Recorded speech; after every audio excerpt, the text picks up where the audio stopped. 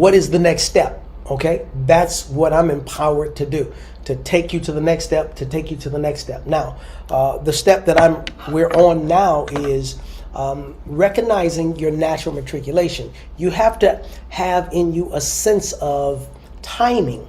I remember I preached a message and I was using the analogy of driving a stick shift car. You don't see a lot of people that drive them these days except sports car enthusiasts. But I'm a stick shift driver. Good morning to everyone that's on. Good morning, good morning. And let me shout out my key people that just every day I see you, Elaine, every day you're on in your place. Carol and Shonda, Khalil, Betty Buchanan, Mother Burgess. I just love you all that are solid every day. Deacon Andre and your wife. Thank you. Ruth Smith, Cinderella. There's some that are on every day. And I want to celebrate you and appreciate you. Mina, hey, everybody. Renee, Rochelle, I see y'all on today. God bless you. God bless you. Some people don't miss, but I am grateful. Debbie Ann, God bless you. God bless you. Joyce Irving, every day. Karima, every day. I see you. Andrea, God bless you. Thank you. Thank you for being on, Pastor Nora, Minister Erica. We see you on this morning. Cinderella, we see you. Amen. And I just want to say thank you, and forgive me if I miss a few names. Just scrolling down, I just took off my glasses. Nonetheless, thank you. I really appreciate your solid, consistent, faithful attendance and support. I believe that you're attending because you're getting something, and you support because you love God and you love me, and I appreciate that. Okay, going forward, I remember preaching a message about driving the stick shift car, and y'all excuse my sound effects today, right?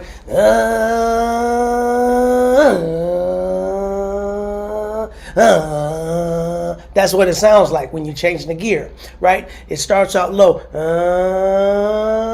it's going up higher. Right there, it's time to change. You put it in second. Now, usually first is just to take off, second, you get it going. But at some point, if you're in, let's say, first gear and you're going 25, 35, 40 miles an hour, it sounds like this.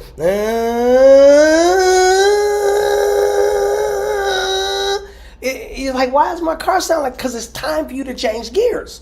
And if you change, you can go faster.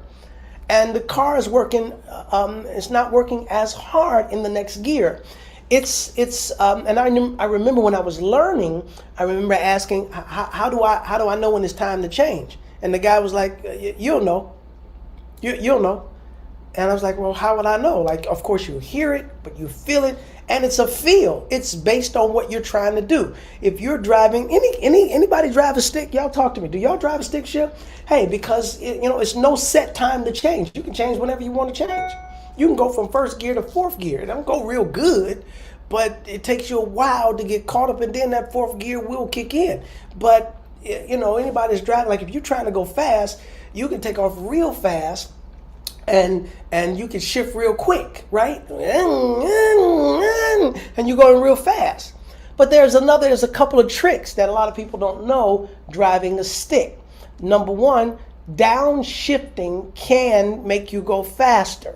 Now, some people don't know that. Some people think, well, yeah, if you downshift, you don't have to use your brakes. You don't have to wear your brakes out because you're going 40 miles an hour and you're in third or fourth gear. If you downshift, the engine will slow the car down once it gets in gear.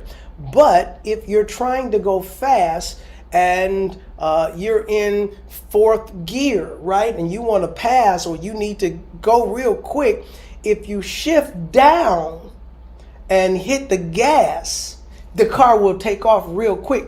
But that's some driving experience and whatnot. The point that I'm making is, as a driver, you develop the sensitivity to change gears.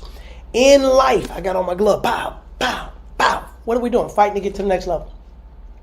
In life, you have to develop a sense of matriculation. When is it time to make a change? When is it time to downshift, to upshift? When is it time? When is it time for a change?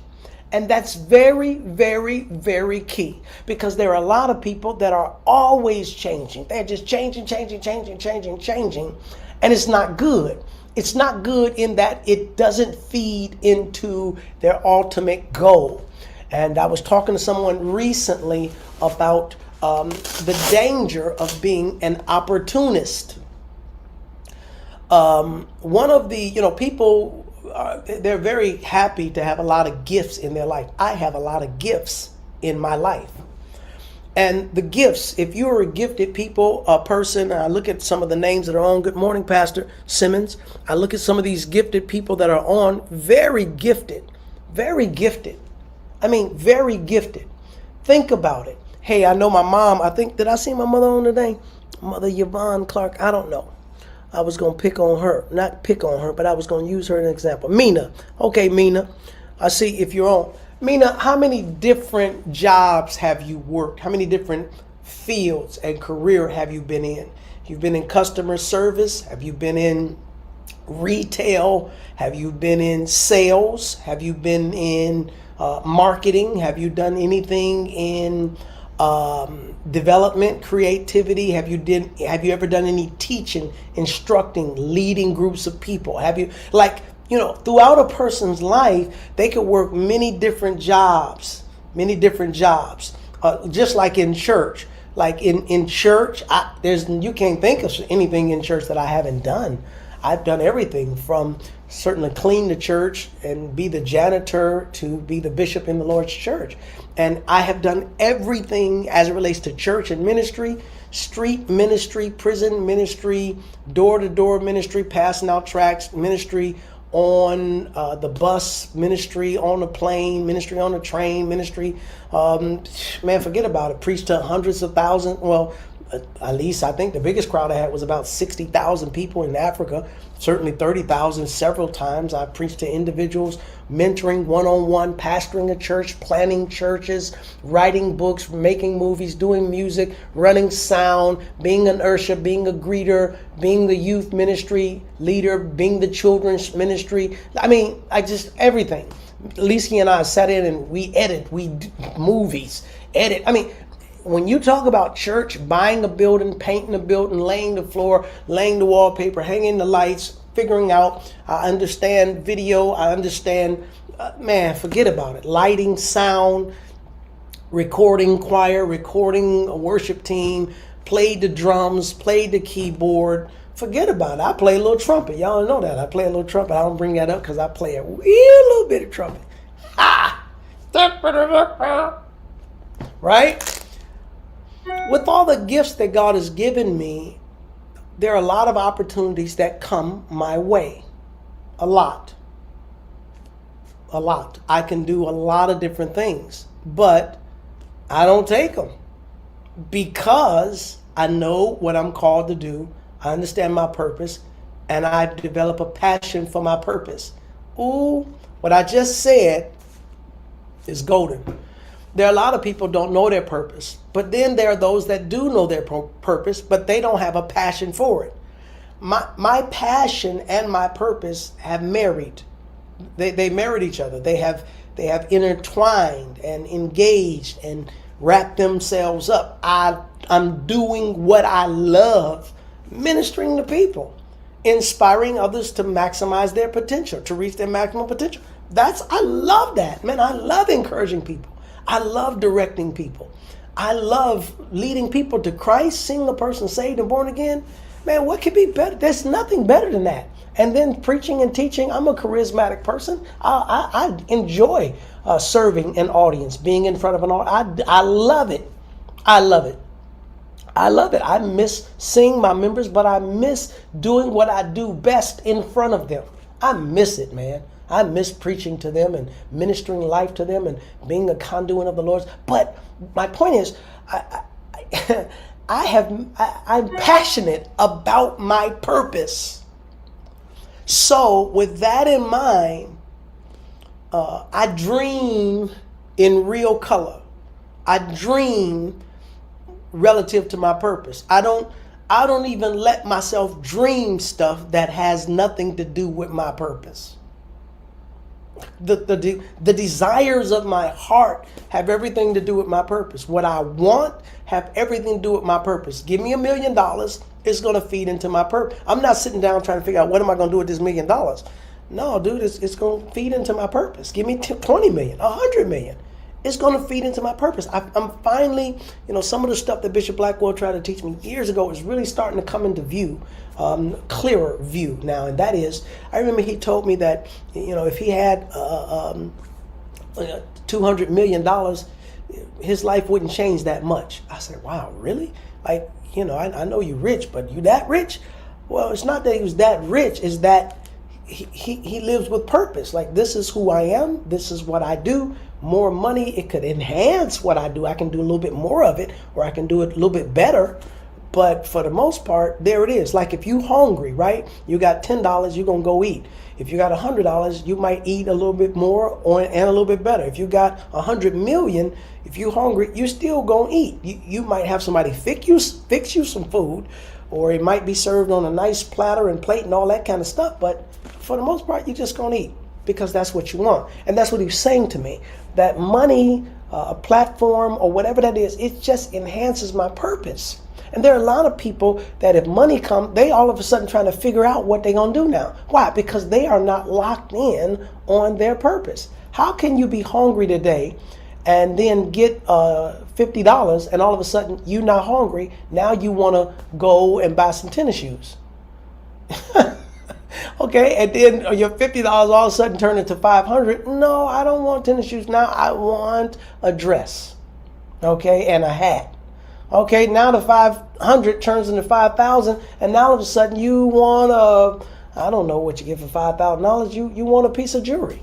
You want a piece of jewelry. Okay, now you're not hungry. You don't want shoes. You don't want a dress, a hat. You want jewelry. Now the 5,000 is 50,000. You want a car. You're not even hungry. And it's like, no, you are just an opportunist. You just sort of going with the wind, and you don't know what you want to do.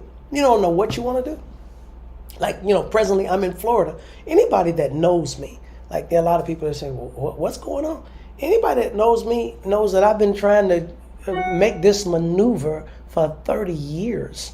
And as Bishop Blackwell say, the stars aligned, where I'm sitting here ministering to my people at home every day in Cleveland. I'm at home, going to the church once a month, but I'm at home ministering. I'm like, man, I can do this from anywhere in the world. And it's a great opportunity. Praying, directing, getting my counsel. Man, do what's in your heart to do. I'm doing what's in my heart to do. I'm living my dream. I'm being fulfilled, amen, doing what God has called me to do. And here it is, I'm ministering to you. Guess what I'm doing? Still ministering to you. Where I want to be. I'm happy. I'm trying to do it in a better way. I'm creating a platform for national and international. I'm married to my purpose. My passion and my purpose have merged. But you have to develop the sensitivity for, you got to make sure you get that thing in gear, because anybody knows that if you're driving a stick, if you don't get it in gear, it's a mess. It's nasty. It sounds bad. There are a lot of people, they can't take that sound, so they never learn how to drive a stick. Because when you're first driving, you get a lot of messed up. You're trying to get it in gear. You haven't figured out you're clutching the gas. You haven't figured out that whole mechanism. But it's an art to it. It's almost like dancing. You drive. This is a powerful thing. Now they got the little, hand flaps now on the steering wheel. That ain't driving no stick. Driving a stick, man, it's a whole thing to that, right? But you have to develop the sensitivity when it's time to change, when it's time to change gears. But here's the point that I'm making. Changing gears does not necessarily mean you're going to change your direction. Changing gears does not necessarily mean you're about to do something different. No, you need to figure out what you're going to do. Changing gears may help you do it faster, better, on a higher level. You scale up, but you know what you're going to do. You want to do a magazine. You want to do a digital magazine. You want a digital publication. Okay, well, you got to develop your journalism skills. You got to develop your reporting skills. You got to develop your writing skills. You got to get a book, 100 positive words, expanding your vocabulary. You got to, you got to check out some of the great pieces that are out, that have been out. People that have been writing in the New York Times and writing different books, and that. So you learn storytelling. You learn the art of reporting. You learn the art of capturing an audience. You begin to write. You just can't write enough. And next thing you know it, you get connected to a major publication, and you live in Maine, you live in Boston, you live anywhere and write.